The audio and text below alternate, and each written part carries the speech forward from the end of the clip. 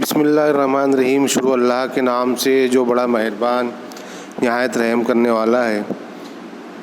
عزیز طلبہ و طالبات، اس اردو آن لائن تدریس میں آپ تمام کا خیر مقدم ہے۔ آپ کی درسی کتاب کا سبق نمبر 14، جس کا عنوان ہے جب آنکھیں آہن پوش ہو، اس کے مصنف عزیز احمد۔ اس سبق کے 2 حصے مکمل ہو چکے ہیں اور آج ہم حصہ سوم کا مطالعہ شروع کرنے جا رہے ہیں۔ اس سے پہلے گزشتہ ویڈیو میں ہم نے پڑھا تھا کہ جو تیمور ہے وہ الجائی کو کنویں میں اتار کر وہ سوچتا ہے کہ بھائی میں اپنے دوستوں کو تلاش میں نکلوں، اور الجائی کو وہ پھر ایک کنویں کے اندر میں دشمنوں سے محفوظ کرنے کے لیے کنویں میں اتار دیتا ہے اور اس سے وعدہ کرتا ہے کہ میں 15 دن بعد آ جاؤں گا۔ تو اب اس کے آگے ہم دیکھتے ہیں کہ اور 15ویں دن جب واپس آیا اپنے بیٹے جہانگیر کے ساتھ اور سیف الدین اور جاکر برلاس اور آگ بوگا اور قاضی زین الدین کے ساتھ، اور اس نے کنویں میں جھانک کر دیکھا تو وہ جو کنویں میں اتاری گئی تھی چوکی تک نہیں۔ اس نے گردن اٹھایا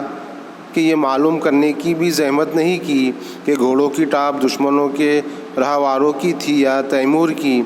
ان 2 ہفتوں میں اس کنویں کی زندگی نے اسے عارضی طور پر اندر سے تسخیر کر لیا تھا۔ یہاں سے آسمان کا صرف ایک حصہ نظر آتا تھا، وہی حصہ جسے کنویں کے منہ نے معین کیا تھا، اور 2 ہفتوں تک شب بشب سماعت وہی ستارے اسی جگہ نظر آتے تھے۔ دن کو پرچھائی اسی جگہ پڑتی، اسی جگہ کھسکتی اور شام کے ازدے میں جیسے دھندلکے میں جذب ہو جاتی تھی۔ اسے یہ محسوس ہوا تھا کہ قبر بھی ایسی ہی کوئی جگہ ہوگی جو زمین سے زیادہ نیچے ہے، جہاں کوئی ساتھی، کوئی رفیق نہیں۔ یہاں راتوں کو آسمان پر ستارے بھی نہیں چمکتے، صرف انسان ہوتا ہے اور اس کا خدا۔ تو پھر 15ویں دن جب تیمور اپنے بیٹے جہانگیر کے ساتھ اور پھر اس کے جو رفیق تھے سیف الدین، جوکر برلاس، آگ بوگا اور قاضی زین الدین کے ساتھ، اور وہ واپس آیا اور اس نے کنویں میں جھانک کر دیکھا تو وہ جو کنویں میں اتاری گئی تھی الجائی وہ چوکی تک نہیں، اس نے گردن تک نہیں اٹھائی اور یہ معلوم کرنے کی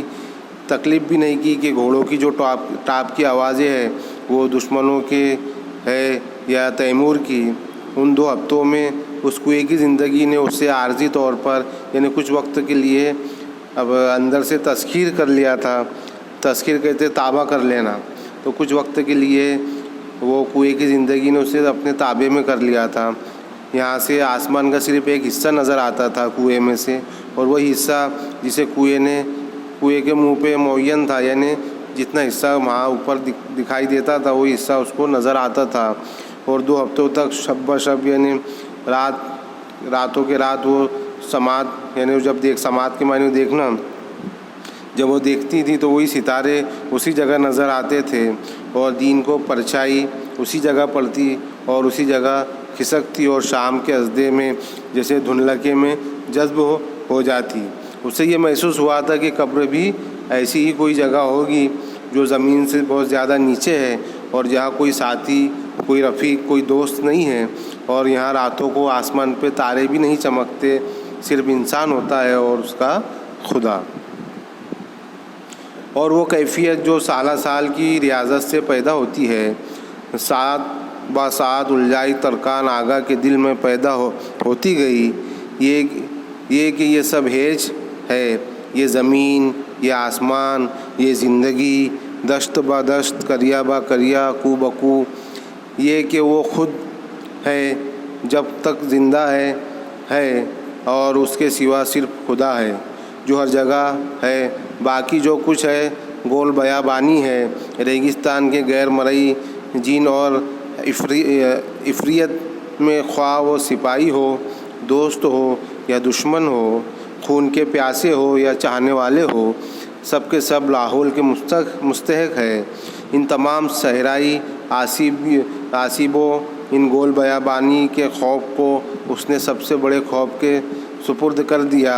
اس کا خوف جس کا بنایا ہوا نیلگو آسمان تھا، جہاں اکیلی راتوں میں تاروں کی قندیلیں جلتی تھیں، جس کا بنایا ہوا اس کنویں کا ٹھنڈا پانی تھا، جسے اس سرخ ریگستان کی گرم ہوا خشک نہیں کر سکتی تھی، اور یہ خوف ایک طرح کی محبت بھی تھی جسے تیمور سے اس کے رشتے میں محبت اور خوف دونوں منسلک تھے۔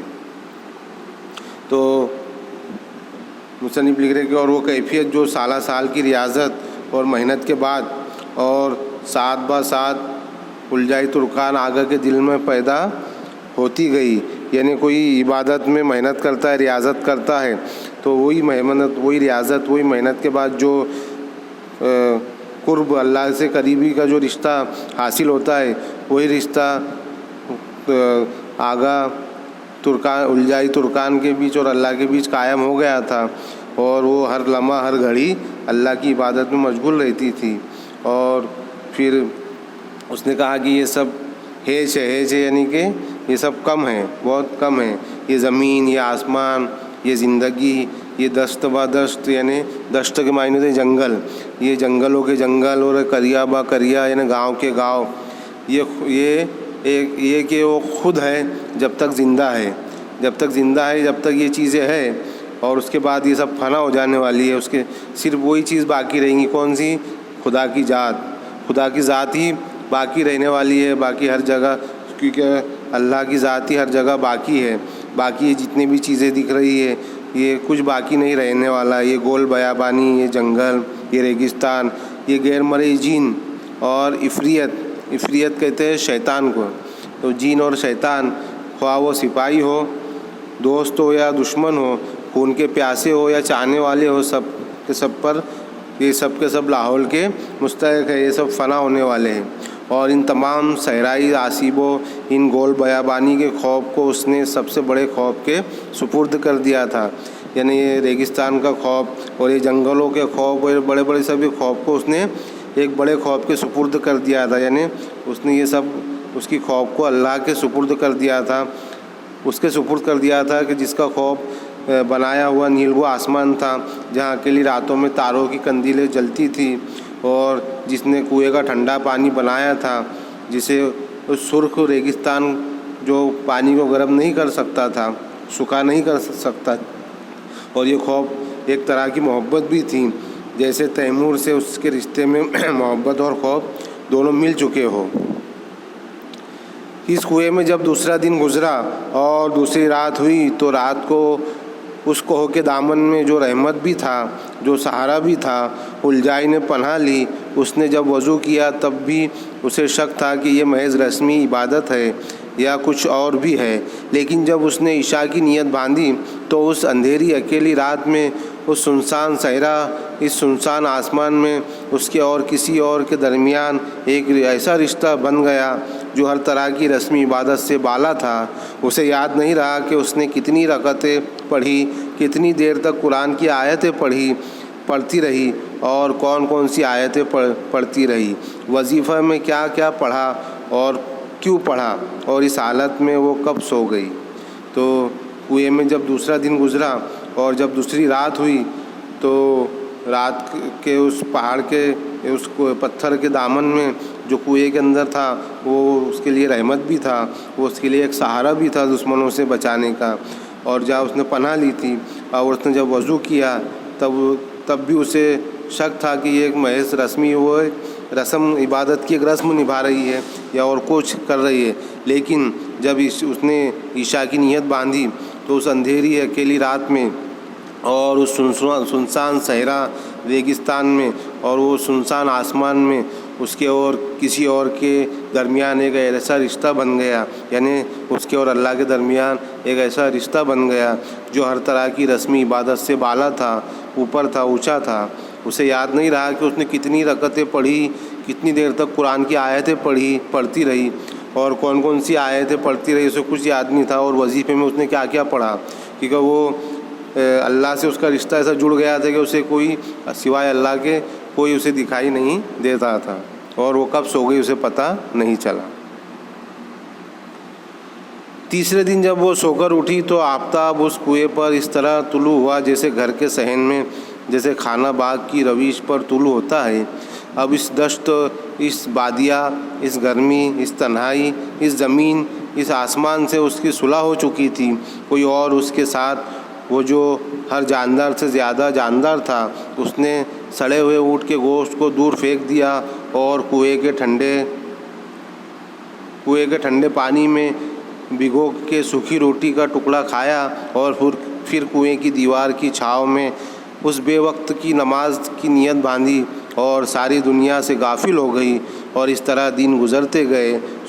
سوکھی روٹیاں کم ہوتی گئی، وہ کمزور ہوتی گئی۔ 15ویں دن جب تیمور نے کنویں کے سر پر آ کے آواز لگائی، الجھائی الجھائی الجھائی، تو اس نے گردن تک نہیں اٹھائی۔ لیکن جب تیمور کے قریب سے جہانگیر نے اسے پکارا، انا انا، تو وہ چونک پڑی، گویا وہ کڑی جو ان 2 ہفتوں میں اس دنیا سے اس تنہائی میں ٹوٹی تھی